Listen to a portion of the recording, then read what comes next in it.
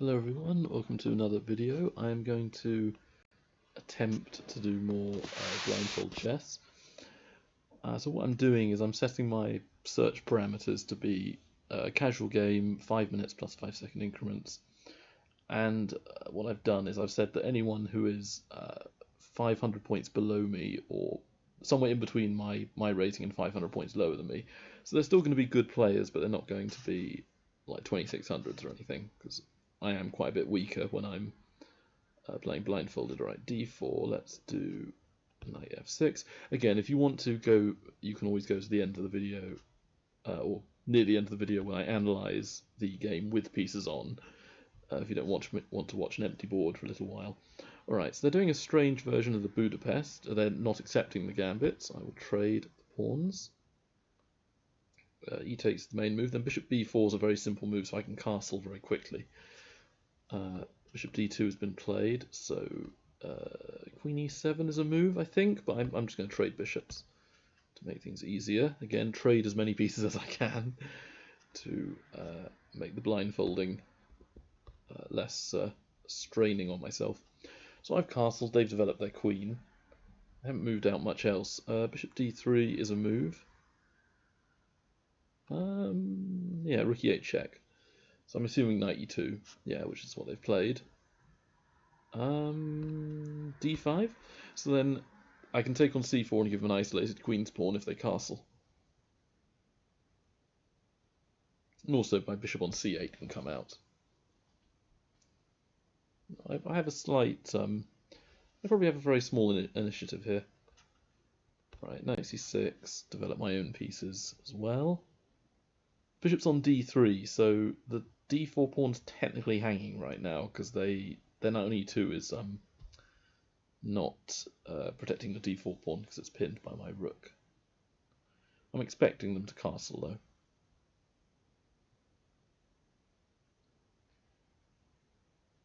Whew. Yeah, castles. Alright. So, yeah, d takes c4, again trading some pawns and the like. Then I'm going to go bishop, bishop g4. So I'm going to try taking the e2 knight. Right, at the moment I've got knights on f6 and c6, bishop on g4.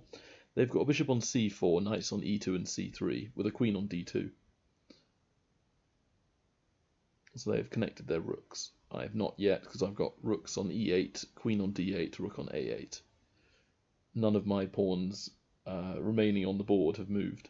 I've just got pawns on h, g, and f7, c, b, and a7, the king on g8.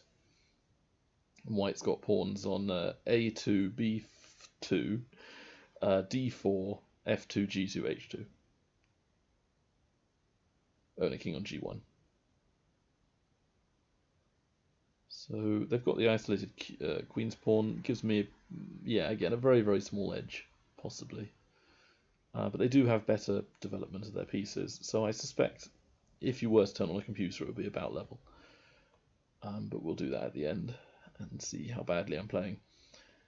So far, I don't think I've blundered anything, so that's always a good sign. My rook on e8 is somewhat useful. Got the e-file. Knight e4 could also be a move I could play in the next few turns, trying to trade more pieces. In fact, maybe knight e4 is better, but I didn't want to leave my pieces underdeveloped. So rook e1 would be a very solid move here.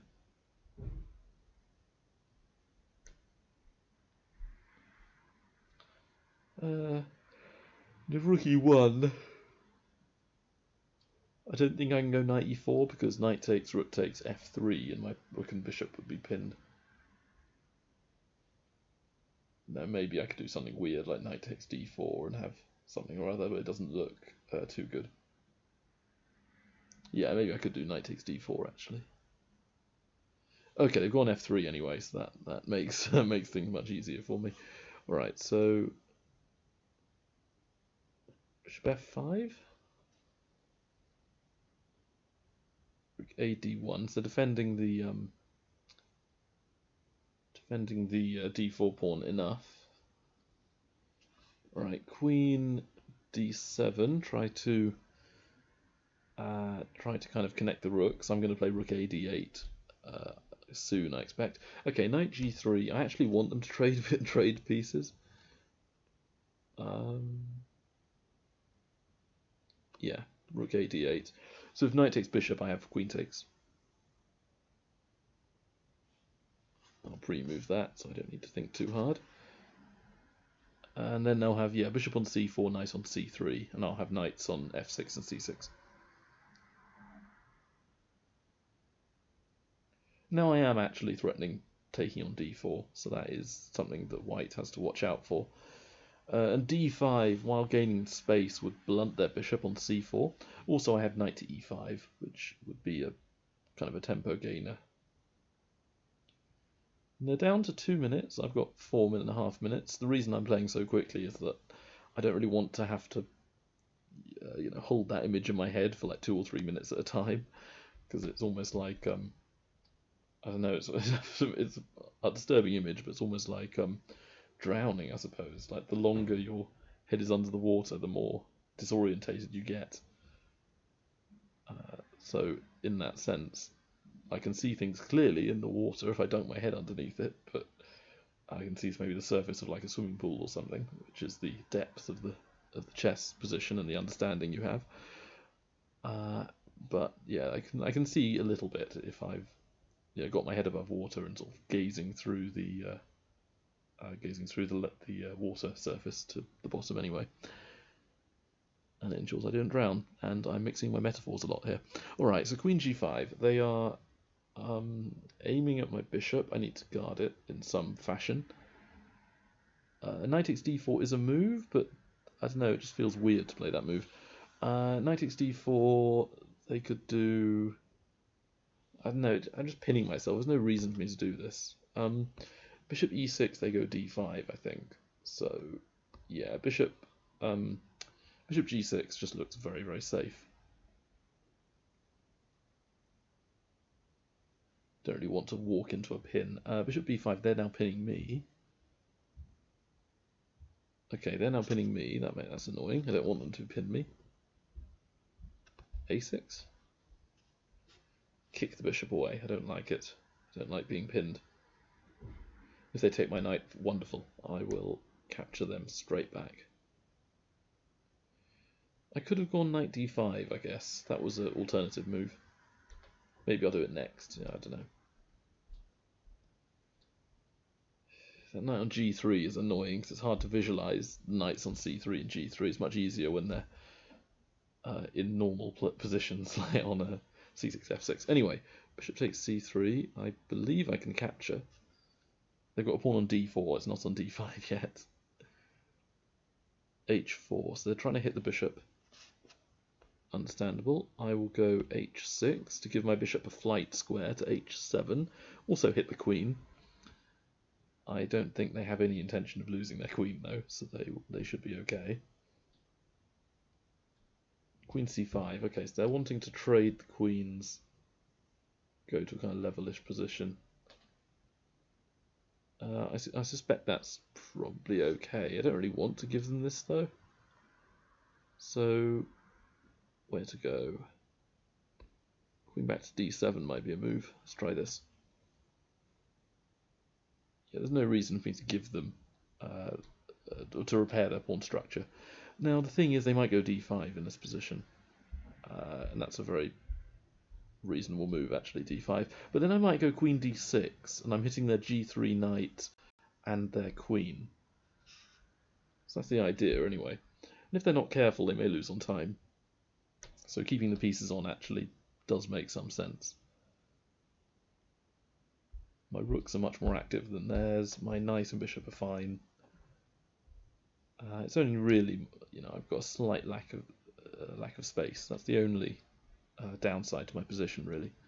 And they do have e4 kind of under some control with their f3 pawn, but there is a bit of fighting going on. All right, rook d2. If I go knight d5, knight takes queen takes c7 as a move. Rook d2 though isn't guarded. Very, very strange position. Okay, let's go b6. Hit the queen. Make it move. I went to c4, of course. Then a5. So I've now got a nice pawn chain. c7 to a5. Rook fd1. So trying to go d5. I will not allow this to happen. Knight d5. I've got enough pieces to be okay. Knight takes d5. Okay, wonderful. Queen takes. Oh, I'm dropping the pawn, aren't I? Oh, but I can take a7 at the end. I can take a2 at the end. Well, I hope I can take a2.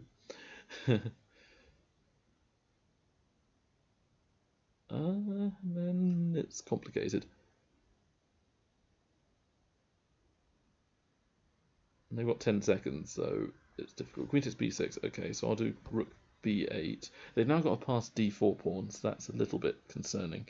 The idea, though, is I hit the b2 pawn with my rook after their queen moves away.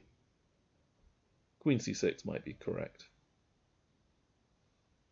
Yeah, but actually my knight's on f6, isn't it? So I'm not losing the e8 rook. So let's do rook takes b2. I'll take back with the queen. Oh no, queen e8 takes e8. Don't I have a knight on f6? No, I moved it to d5. Oh, huge blunder there. Blunder the rook. That's so silly. Forgot about that. That's not good. So, okay, my queen is there. Okay, queen c2, hitting the rook on d1. There's just a massive blunder there. Forgot about the knight. My knight not being on f6 anymore. Oh dear. Okay, I don't know, queen c3? So I'm still hitting the rook on d1. Queen d2, good move. Finding all these good moves, that's not good for me. I don't know, queen c7? So I hit the knight on g3, and then they take my take there with check. Yeah, they've just won this, haven't they? Stupidly blundered the rook at the end. Oh, they went queen c7. Yeah, that makes sense. The rook's on c1, isn't it? So I don't have any good options here. Yeah, this is essentially lost. Do I have an a pawn? I do have an a pawn. Dear. Just thinking when to resign. When's a good time? All right, I'll take the queen. They take back. I'll take the h pawn. They've got pawns on. Should have pawns on f3, g2, and d4. So it's just totally lost. I think it's time to resign. Shame. I thought I was playing really well, so I just stupidly blundered. Let's look on the analysis board, which now will have all the pieces on the board. Yeah, so silly of me. Alright, so yeah, Budapest Gambit, but not accepted. And I remember years ago I looked at a book by somebody. Who was it? It might have been Timothy Taylor, but it might also have been Moskalenko, which was about the Budapest. And it recommended this line in one of the sideline positions, and it might have said Queen e7 was an interesting check move 5 for me, but I wanted to trade. So yeah, castling bishop d3. I'm actually going to keep the computer turned on just to see where it is that I go wrong, apart from obviously blundering a rook, which is not exactly difficult to see unless you're blindfolded. Alright, so it's about level. d5, knight c3, yeah, developing my pieces. Castles, yeah, d takes, bishop takes, bishop g4. So I'm kind of, I don't know, I've probably outplayed them a little bit here, because even though it says level, or, whatever, like plus or minus 0.1, black is perfectly fine out of the opening stage of the game, so white has no advantage here. Yeah, queen d7 may not have been the right move. I was just trying to connect my pieces to make sure there was nothing that would drop off. Rook d8, yeah, that's given white some advantage. Queen f2 is apparently very, very strong. So queen g5, bishop c2 is actually quite nice for me. I guess the big question, d5 would be good for white, apparently. So d5, and then if I go knight e5, I assume they go bishop b5, and then things get ugly. So this was a slight mistake. a6 was correct. and then we trade. Yeah, so essentially after queen c5, taking just feels wrong because you're repairing the pawn structure for white. They no longer have an isolated queen's pawn, and they keep a space advantage. So yeah, the correct move is apparently queen e6, where I'm assuming that after queen takes c7, I can do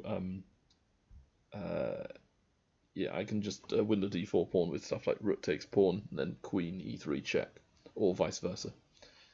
So yeah, queen d7 was similar. Yeah, rook d2 was a mistake. b6, then yeah, a5 is a mistake because that is just a silly pawn move. Doesn't do anything. I was looking at playing queen d6, but I thought that a5 was just solidifying my position. And the engine has stopped loading. Wonderful. Oh, never mind. I guess my opponent's done computer analysis, which means that the evaluation is loaded the whole time. So knight d5 is a mistake because I dropped the c7 pawn, but I thought I was still fine after queen takes a2, then here. And now, very, very silly move is rook takes b2. Just I thought the knight was on f6 for some reason. I forgot that I traded it earlier in the game. So I would have clearly done rook ec8 if I had known that. And then after something like queen d7, you know, I can always get away with stuff like rook to c2, I guess, and then win the b pawn, and we both have pawns that can get promoted. So it's an interesting sort of late middle game, early ending. But as c knight blunted the rook, and there isn't really anything to analyse after that. So I got close, but not close enough. Overall, not a terrible result. Playing a 22-50, getting quite far in the game. Right, 1975 is close enough. Alright, I'm white, so I'll go e4. 5 plus 3 is similar to 5 plus 5. Okay, Sicilian, alright, let's try and rely on my theory to get me through this. They're playing the e6. Oh, I hate this line with d4 and the pin variation. So I'll play c3 going into an Alapin. Possibly a French as well, depending on how they respond. So if d5, I may take it, then play d4, going into a kind of French exchange position where I know what I'm doing. It's not the most interesting ideas in these blindfolded games. Let's see, knight f6 has been played. Alright, let's play a bit weird. Let's go bishop d3. So this move clearly just looks very strange. The bit that's blocking in my d2 pawn. The idea is for me to play bishop c2 and then d4. Knight c6, yeah, reasonable move. Bishop c2.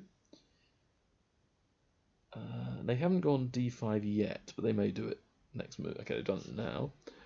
And I can go into a slightly bizarre version of the French, if I wish. Do I want to go into the French positions? Yeah, why not? Let's go e5. So this will not force, but this will induce, I guess, or will tempt knight to d7. And then after d4, we just have a slightly weird position where I've played bishop to c2 in a French. So I might be a tempo down, but I don't think it's losing. Just a very weird position here. C takes d4, C takes d4. So we've got the classic French pawn structures. I've got enough defense on d4 right now. So let us castle kingside. The plus side for white is that I can play knight c3 very, very quickly, because my c3 pawn is no longer there. It's on d4. Bishop e7, yeah, knight c3. And I've got the old Greek gift sort of plan, if nothing else. Castles, yeah. So the bishop's on e7, knight's on d7, so I don't yet have the Greek gift. But let's go h4. So this move is kind of signifying what my plan is. It's pretty much to play knight g5 or bishop g5 in the very near future.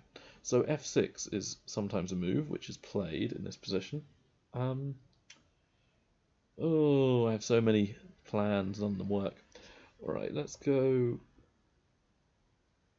Rook e1 is a move, but that would actually activate their pieces a bit. d5's a little bit weak, potentially. Maybe bishop f4 is better.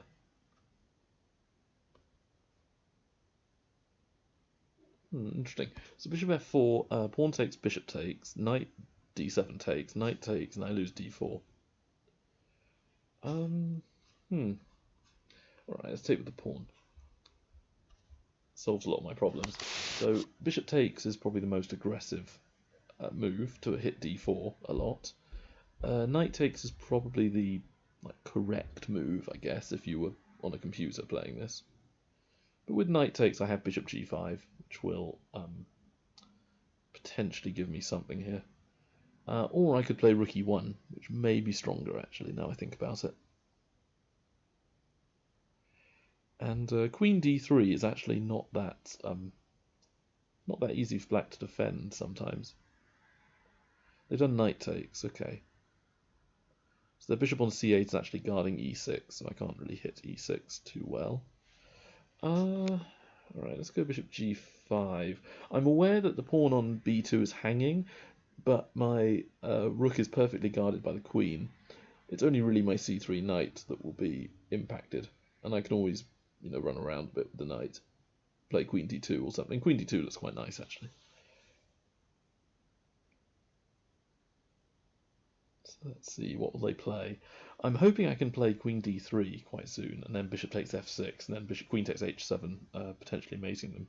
I don't think I'll be allowed to do this easily, but we are both down to under 3 minutes. They played h6. Alright, this is very tempting. Very tempting for me to do something strange here. Knight e5 always looks fun.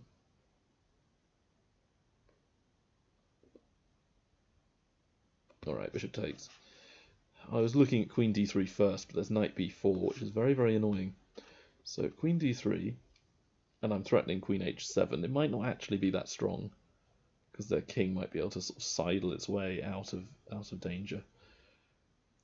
But it's always one of those positions that's just a bit unpleasant. Yeah, knight takes d4 has been chosen. Where do I want to put my pieces? Put them somewhere useful. Alright, let's go with the check.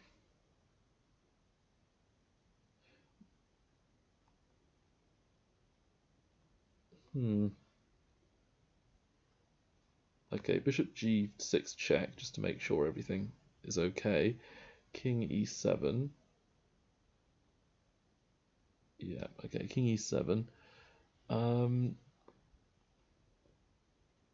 Yeah, my bishop and queen aren't quite coordinated enough here. So let's do knight takes knight. I assume bishop takes will be played.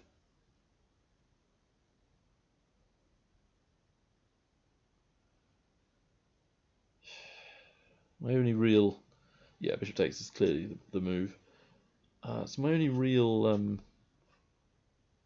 thing that's going on here is that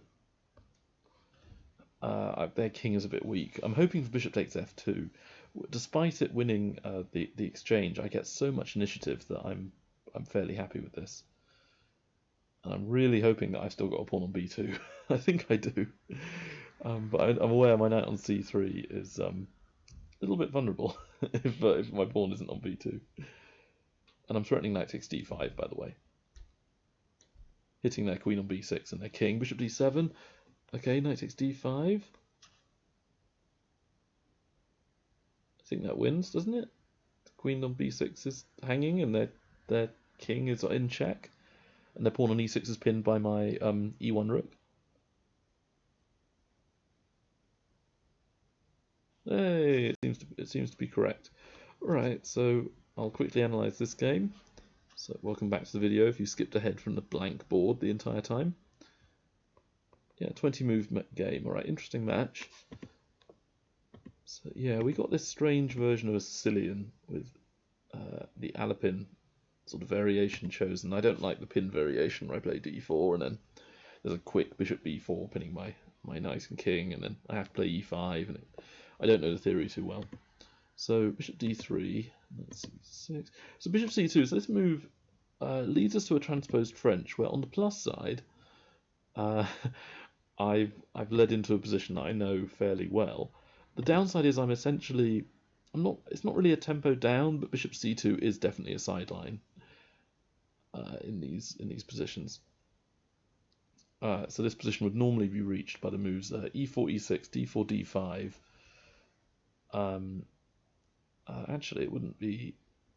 Yeah, it'd be bishop d3, knight f6, e5, knight d7. Then knight f3, c5, c3, knight c6, and then I would have chosen the very bizarre move bishop c2, whereas normally white will do some other move which isn't as bad, like castling. But the plus side to all this is that after they trade, which may not be entirely correct, my bishop on c2 is the piece that's kind of lost tempi, but my knight on b1 can quickly activate, and possibly I should play it first instead of castling. Because knight b4 is annoying here, instead of bishop e7, because it might win my bishop pair. But with knight c3 I can play bishop b1 if I'm ever attacked with knight to b4.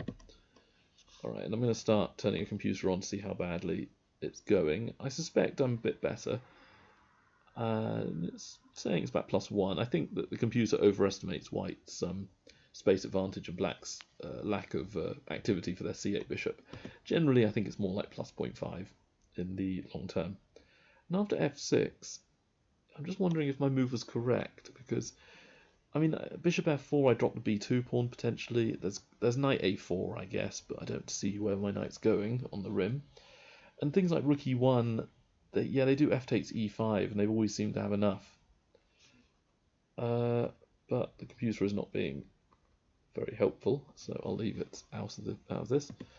So yeah, taking is usually the move played by white in similar types of positions, and then always take with a piece. You almost never want to take with the g pawn.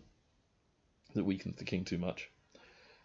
So then I thought about mating attacks to queen h7, dropping the b2 pawn, but giving me a lot of activity. Yeah, takes. So they're going to win d4, but my hope was to win on the king's side. And I think they played correctly, to be honest, because I don't really see what I'm doing. I just saw that they had a weak king and disconnected pieces. So after rook a e1, they clearly blundered into the fork and the pin with knight takes d5, and resigned due to the fact they're losing the queen. But the lines I was looking at are, if bishop takes c3, it's not that clear because pawn takes, and okay, I've got the f1 rook, which is a bit sort of silly looking there, but it's guarding f2. But g7 is being attacked. I can quickly swing the rook to say e3 and then double up rooks on the e-file, or swing it to f3 or what have you. And my position is only a pawn down, but you know they've got lots and lots of things about black's position that doesn't look so good.